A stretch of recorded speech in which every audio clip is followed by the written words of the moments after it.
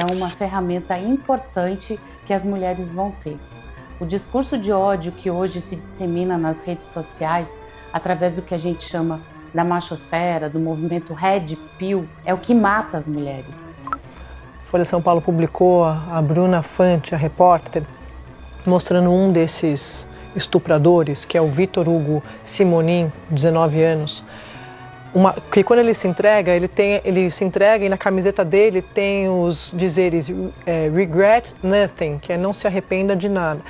E primeiro, a imagem, esse lema já seria um escárnio, mas ela fez a apuração mostrando que é um lema do Andrew Tate, que é o principal líder do movimento Red Pill. Essas foram algumas das várias falas de diversos deputados e deputadas de esquerda proferiram nas últimas semanas, mobilizando suas bases contra a tal da machosfera, uma suposta bolha de extrema-direita na internet, onde influenciadores Red Pills e incels mobilizam e incentivam discursos de ódio contra mulheres. Apesar das esquerdas conseguirem mobilizar sua base e, por óbvio, a mídia se deixou ser completamente pautada pelo assunto, ninguém fora dessa bolha se importou muito com esse tema. Certo? Errado. Na verdade, as únicas pessoas que nem se tocaram nesse assunto ou são de direita ou são homens de direita. Porque você com certeza conhece uma mulher que compartilhou essa imagem aqui nos stories do Instagram. E eu já te falo mais sobre isso. Mas o ponto é, Erika Hilton, Samia Bonfim, Guilherme Boulos e todas essas figuras tenebrosas iniciaram um movimento que gerou uma comoção nacional invisível e uma lenta e gradual sensação de urgência, que resultou na aprovação da lei anti-misoginia no Senado Federal. A esquerda começou uma caça às bruxas contra os Red Pills. Mas o que diz o movimento Red Pill? O que diferencia ele de um incel? E afinal, eles são uma ameaça real para as mulheres? Meu nome é Davi Pirajá e hoje eu irei me debruçar sobre a chamada machosfera e como a esquerda brasileira já está usando isso para te censurar nas redes sociais. Então, já deixa o like no vídeo, comenta aqui embaixo e se inscreva no canal. Toda essa mobilização começa com uma história revoltante. Um adolescente foi chamada pelo seu ex-namorado menor de idade, diga-se de passagem, para o seu apartamento em Copacabana. Lá estavam outros 3 adultos que, infelizmente, violentaram e abusaram da menina. O caso ganhou proporções nacionais pela brutalidade e pela insensibilidade, e mobilizou até manifestações pedindo justiça em diversos pontos e cidades do país. Um desses vagabundos se entregou pouco dia depois do caso e apareceu na delegacia usando uma camisa possivelmente comprada na Renner, mas com uma frase que chamou a atenção: regret nothing, usada como uma espécie de mantra pelo influenciador americano Andrew Tate. Isso foi mais do que suficiente para a deputada Samia Bonfim, do PSOL, e a deputada Duda Salabert, do PDT, postarem vídeos em seus respectivos Instagrams afirmando que a filosofia pregada por Tate, chamada de Red Pill, responsável por pregar o orgulho misógino online, não havia só chegado ao Brasil, como também seria o epicentro de uma grande conspiração para perseguir e agredir mulheres. A narrativa pegou, e isso gerou um verdadeiro efeito cascata na internet. Diversas páginas no Instagram totalmente despolitizadas e seguidas majoritariamente por mulheres começaram um movimento fazendo o seguinte alerta: cuidado com os homens que seguem esses influencers. Nos prints viralizados, alguns caras falam sobre relacionamentos a partir de uma perspectiva masculina, como o café com seu pai, por exemplo. Essas pessoas começaram a ser pintadas como radicais e líderes de uma bolha chamada manosfera. Mas isso foi muito além do Instagram. Da Globo News à Folha de São Paulo, a imprensa brasileira descobriu em pleno 2026 um movimento que viveu seu auge em 2020. Foram diversas matérias, análises em TV fechadas, especialistas opinando, colunas postadas, discussões sobre um possível movimento online cuja finalidade era pregar discurso de ódio contra mulheres e que esse tal movimento teria servido de inspiração para os criminosos cariocas. Obviamente, a deputada Samia Bonfim aproveitou o hype para apresentar um projeto de lei número 6075/2025, ou, como ela mesma diz, o PL Anti-Red Pill, que diz exatamente o seguinte: parágrafo 1.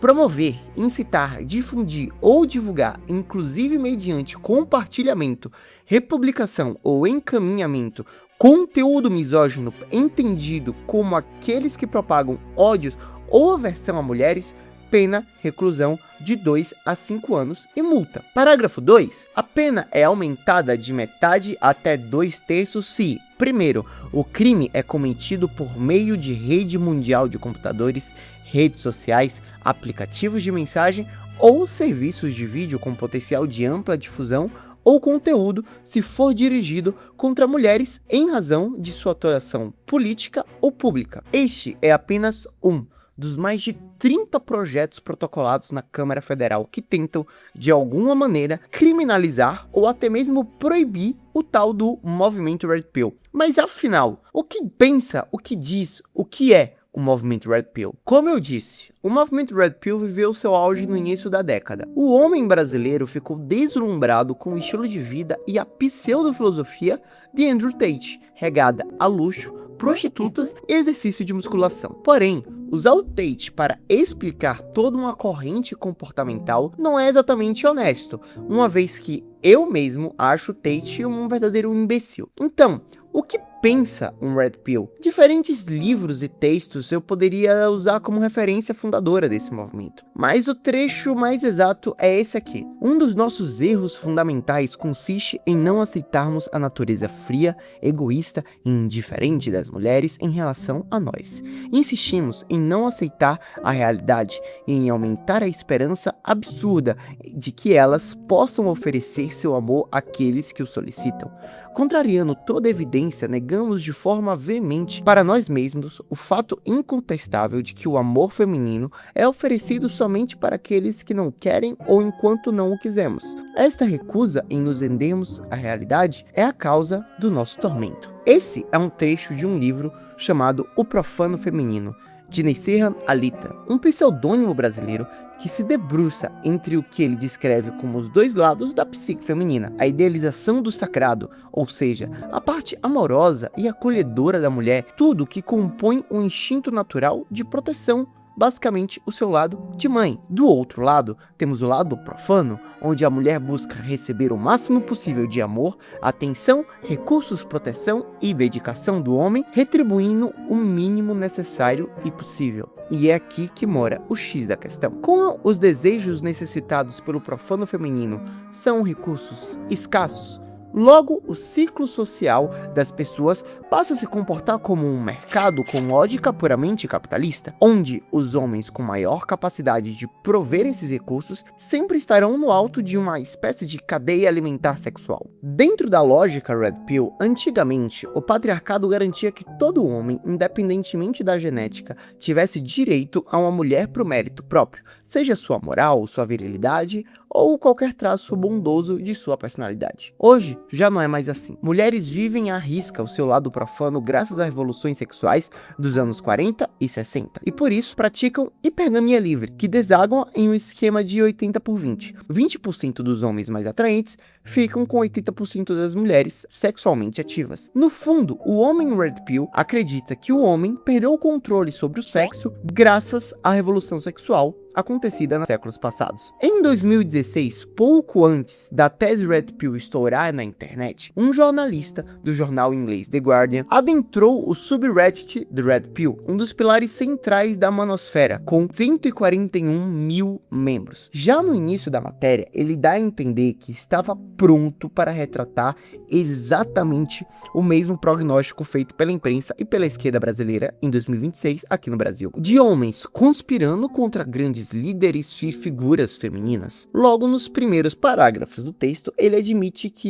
isso passa longe do que ele encontrou. O fórum nada mais era do que um lugar de desabafo de homens frustrados com o namoro moderno, descritos pelo próprio jornalista como garotos selvagens vagando pelas ruínas digitais de uma masculinidade explodida, uivando sua própria miséria. Nesse subreddit, usuários trocavam conselhos práticos sobre rotinas de exercício, dietas, conselhos amorosos e coisas do tipo. Não havia nada ali senão jovens em crise com a sua própria posição perante a masculinidade. E essa simples pesquisa foi uma sacada que ninguém no Brasil se deu ao trabalho de fazer. Acontece que a tese Red Pill nada mais é do que um fenômeno cultural que influencia especialmente homens da geração Z, que cresceram vendo o conceito de gênero gênero em completa crise, com toda uma casta de autoridades afirmando que a masculinidade deles era algo errado, tóxico e prejudicial à sociedade.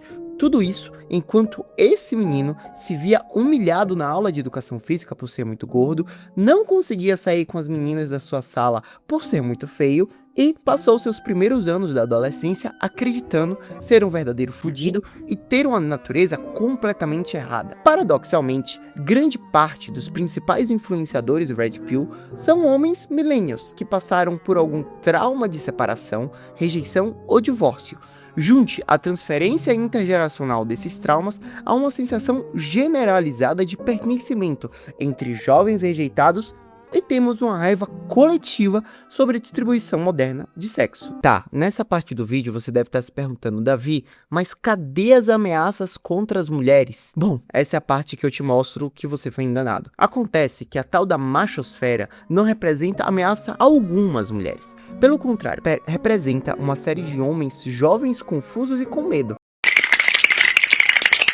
tentando de alguma forma se enquadrar em um mundo pós-revolução sexual. A questão é muito simples. Como um incel ou celibatário involuntário que acredita na tese Red Pill, mal sai de casa e mal consegue conversar com uma mulher, pode registrar ou representar alguma ameaça objetiva ao feminino, uma vez que 90% dos tais feminicídios registrados no Brasil são de naturezas matrimoniais. A esquerda está apontando para um Red Pill um problema de natureza completamente contrária a dele. Ou seja, toda essa história não passou de cortina de fumaça para, adivinha, censurar você nas redes sociais. E nessa hora, voltamos ao PL da Samia Bonfim. Vamos ler algumas partes de novo. Promover, incitar, difundir ou divulgar, inclusive mediante compartilhamento, republicação ou encaminhamento, conteúdo misógino.